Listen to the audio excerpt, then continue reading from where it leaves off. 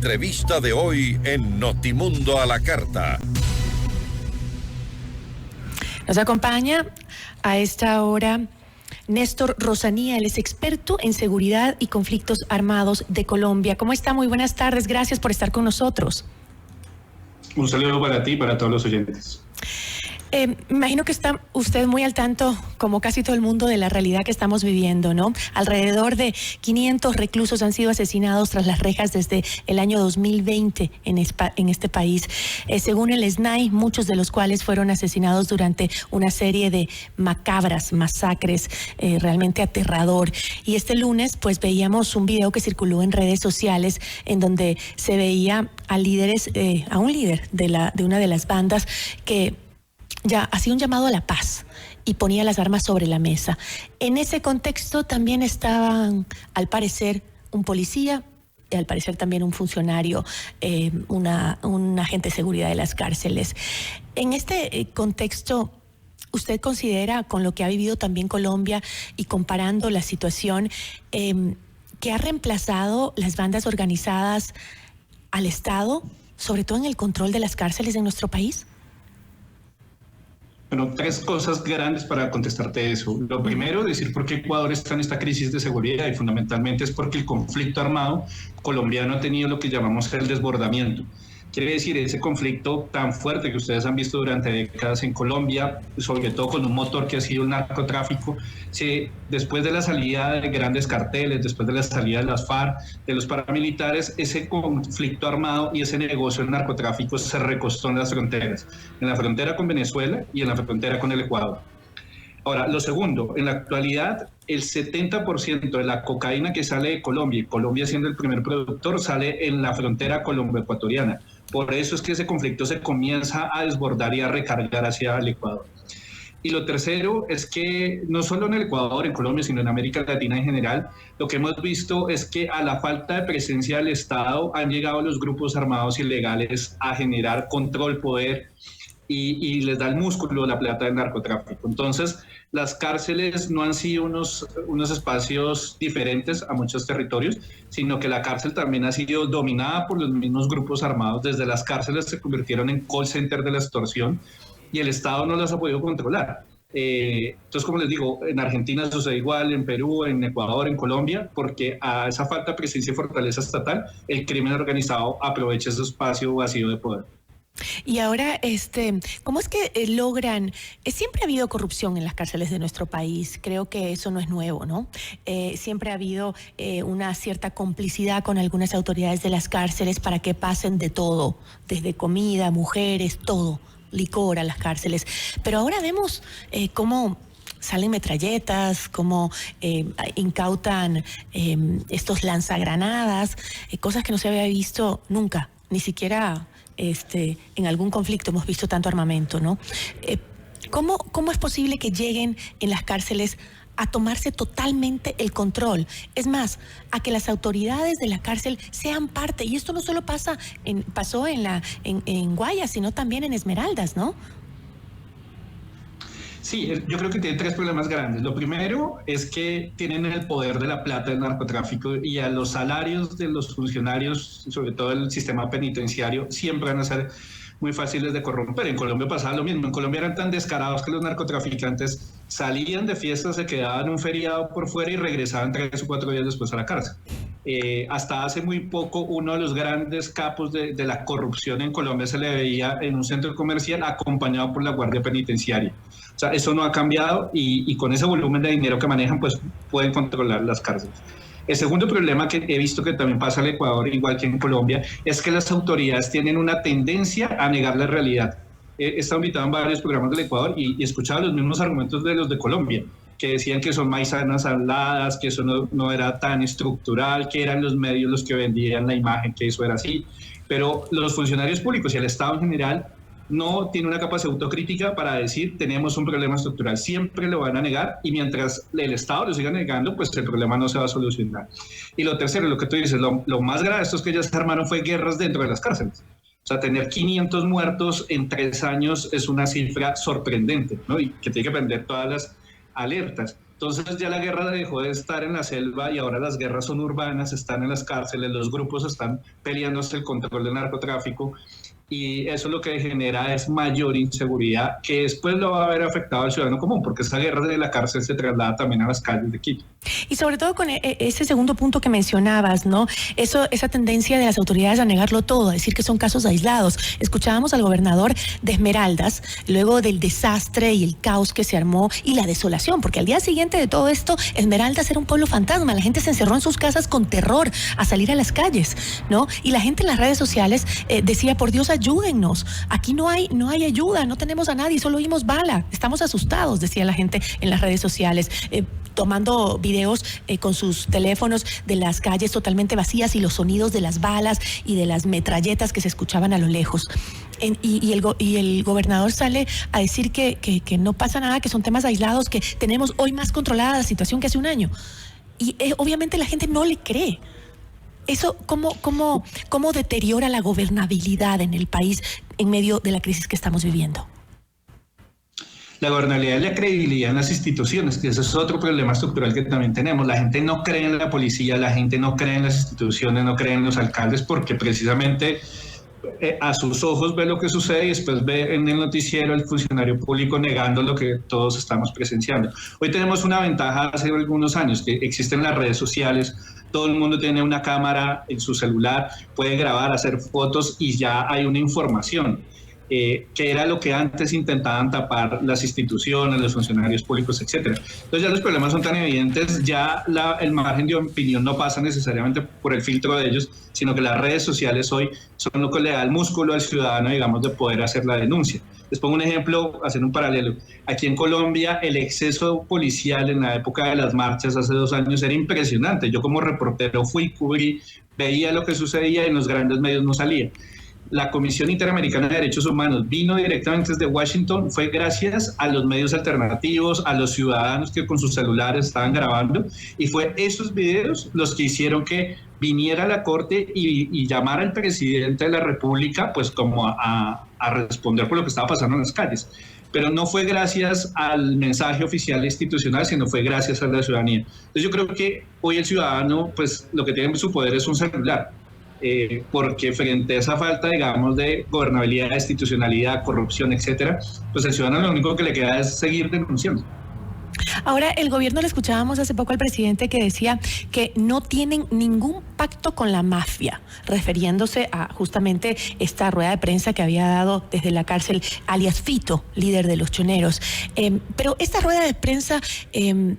No develan que las mafias entonces no necesitan ni siquiera de pactos con el gobierno para tomarse las instituciones estatales, para tomarse las cárceles, para decidir si nos dan o no nos dan paz. Porque además Fito lo que habló fue lo que dijo, vamos a hacer un acuerdo entre las mafias justamente para que ya no existan más extorsiones ni criminalidad en las calles, asumiendo que ellos son quienes dirigen las mafias en las calles. Hay 3 escenarios posibles que pueden suceder en Ecuador frente a lo que planteas. Uno que sucedió, por ejemplo, aquí en Medellín, en Colombia, que fue lo que llamaron en su momento, que después fue que se supo, porque en un momento el alcalde de la época salió a decir que es que ellos habían negociado, como lo acabas de decir, con las mafias y que se había solucionado y que iban a tener un proceso de paz. Cosa que fue mentira y eso se terminó llamando el Pacto de los Fusiles. Y el Pacto de los Fusiles fue que la institucionalidad les dijo, como de este lugar a este lugar no vayan a delinquir y ustedes tómense como los barrios y la periferia y ese es su lugar y su territorio. Y se repartieron el territorio con las bandas con tal de que le bajaran a la criminalidad. Después obviamente ese pacto se rompió, muchos de los funcionarios terminaron presos, pero el tema fue que era una aparente y una falsa paz, porque no era producto de que la institucionalidad los hubiera obligado, sino que literalmente salió a negociar con ellos. Lo segundo es que cuando estas siempre pasa, en Colombia nos ha pasado muchos años, siempre la declaración oficial es el de las manzanas podridas, que la institucionalidad no está ahí, pero cuando uno va a ver, hay grandes, digamos, gente de mucho poder dentro de las instituciones, les digo puntualmente, generales, coroneles, mayores, que sí tienen tratos con esas organizaciones y que no es un caso aislado 1, 2 o 3, porque con 2 coroneles no podrían generar ese nivel, digamos, de corrupción. Les pongo un caso aquí rápido, Colombia. En las camionetas donde se maneja toda la seguridad de los personajes públicos del país llevaban cocaína. un policía fue capturado y cuando el policía empieza a hablar y a contar toda la historia, está hasta el director de inteligencia de la policía ahí metido. Entonces fue un caos, o sea, ellos no corrompen al sargento o allá al policía raso que está en la calle. El nivel de corrupción tiene que ser muy alto. Entonces cuando dicen, no tenemos un pacto, pero uno va a ver, y son las grandes cabezas que sí los tienen, pues obviamente es muy difícil que haya superarse la situación. Y lo tercero, lo que necesitamos es mayores denuncias. Yo creo que la denuncia, por ejemplo, en Colombia por lo menos ha frenado un poco la situación, porque estas bandas organizadas tenían el control de muchas cosas en Colombia. Ahora, ¿se puede hablar de retomar el control cuando en realidad durante estos 2 años en mi país, en Ecuador, hemos visto que nunca tuvieron el control? Porque escuchamos al director del SNAI afuera, no sé si usted pudo ver esa imagen, totalmente de camuflaje, luego de que adentro se estaban descuartizando los cuerpos, totalmente de camuflaje, con algunos tanques, parecían de guerra, con un montón de miembros de la policía armados hasta los dientes, bien camuflados, y diciendo, hemos retomado el control de las cárceles. ¿Es posible esto cuando hemos visto que en 2 años no se ha podido tomar el control?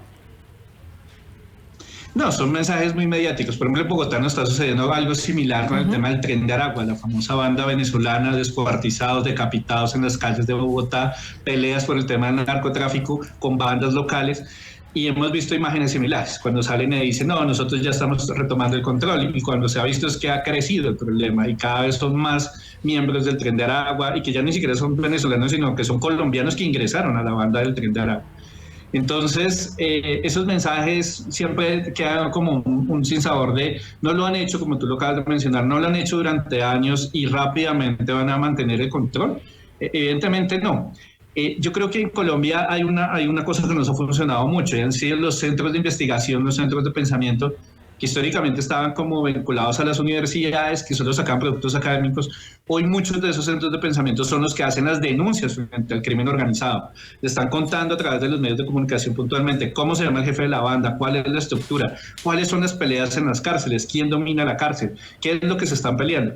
Y esas investigaciones no salen ni por la fiscalía ni por las instituciones que deberían ser, sino han sido a través de centros de investigación y medios de comunicación, que ha hecho que la comunidad, digamos, la opinión pública presione a las instituciones para que tomen una medida frente al tema. Porque lo que hemos visto siempre han sido ese tipo de respuestas, digamos, respuestas que a todas luces pues uno sabe que no son verdad. Ahora, a Medellín le costó muchos años, recuerdo yo, para poder retomar la paz, la tranquilidad, para librarse del dominio de las bandas organizadas del narcotráfico. ¿Podríamos saber cuáles fueron los puntos clave para que logren salir de ese dominio que tenían del narcotráfico? Si bien hay delincuencia, no es lo que tenían hace 20 años. Es diferente, pero tristemente te tengo que decir que la situación no es buena, no es un ejemplo, mejor dicho, y está muy grave. Y hace poquito estuve haciendo un reportaje allá y te cuento y a los oyentes rápidamente cómo es la situación. Medellín ha tenido 4 guerras grandes. La primera fue la de Pablo Escobar contra el Estado. Él armó las comunas, llenó esas comunas de muchachos llenos de armas y fue como su ejército privado contra el Estado. Cuando cae Pablo Escobar, ahí muere la primera guerra. La segunda guerra va a ser entre la guerrilla y los paramilitares, ¿no? Guerrillas de izquierda y paramilitares de derecha, por el control de Medellín y las comunas, que son como las favelas, ¿no? Como esos barrios populares. Y esa guerra la ganó los paramilitares. Esa fue la segunda guerra. La tercera guerra fue que los mismos paramilitares se dividieron en 2 bandos y quién tomaba el control. Lo terminó ganando un grupo que se llamaba Bloque Medio. Y la cuarta guerra, que es la que se vive hoy, es cuando se desmovilizan los paramilitares, todas esas estructuras armadas ya se empezaron a formar lo que hoy se llaman los combos, que son organizaciones pequeñas de 20, 30, 40 muchachos, ya acá, digamos, cada vez van cogiendo más fuerza, y empiezan a controlar áreas de los barrios.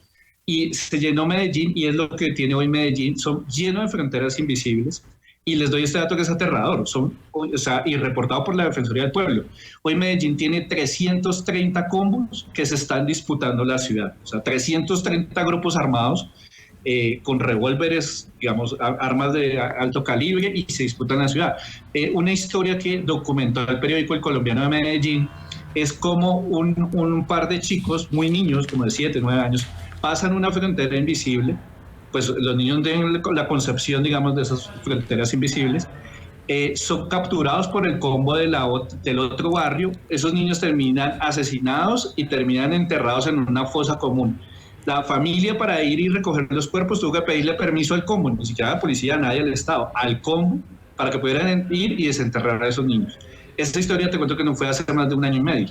Entonces, lo que pasa hoy en Medellín es una situación también muy grave en materia de seguridad. Los combos tienen controlada lo que son los comunes. Entonces, Medellín no ha podido salir de ese flagelo todavía.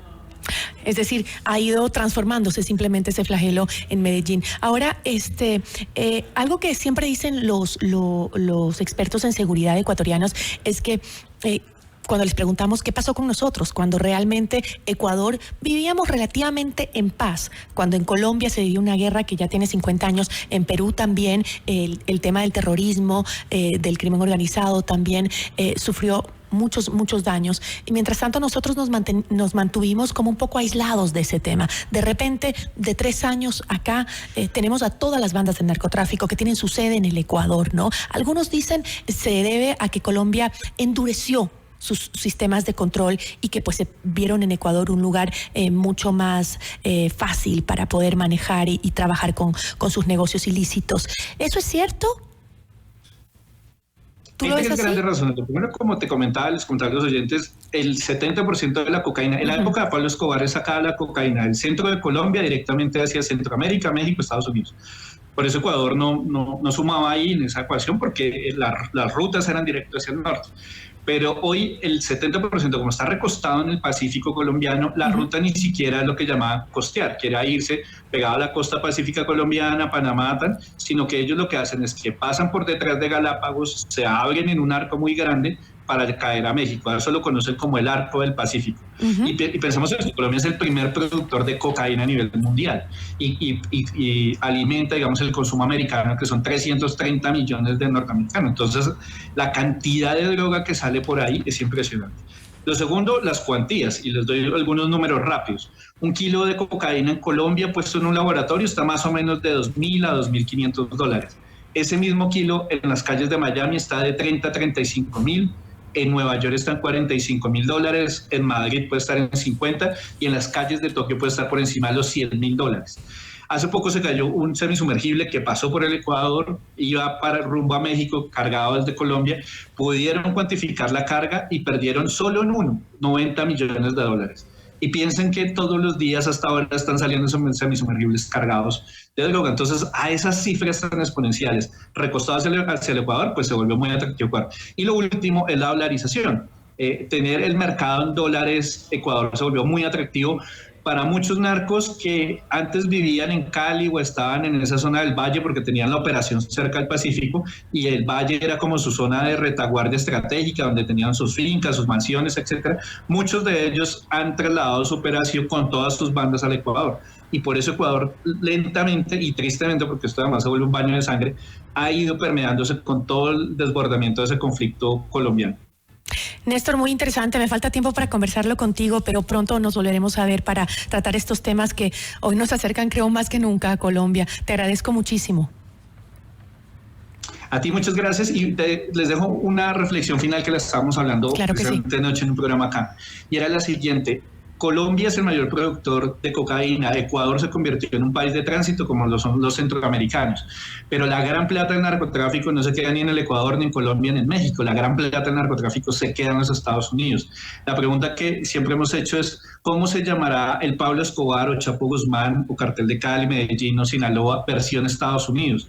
Porque allá tiene que haber un gran capo del narcotráfico, unas grandes estructuras, pero Estados Unidos, cada vez que le preguntamos este tema, siempre dice que solo es un problema de latinoamericanos. Así que nos echan la responsabilidad a todos. Y decía un humorista en Colombia, Jaime Garzón, que fue asesinado por el paramilitarismo, decía, Estados Unidos ya no solo le pone las narices a este problema, sino los bancos, porque la plata no se queda acá. Buena reflexión, te agradezco muchísimo. Estaremos atentos y seguiremos conversando. Muchas gracias. Gracias a ti y a todos los oyentes. Agradecemos a Néstor Rosanía, experto en seguridad y conflictos armados de Colombia.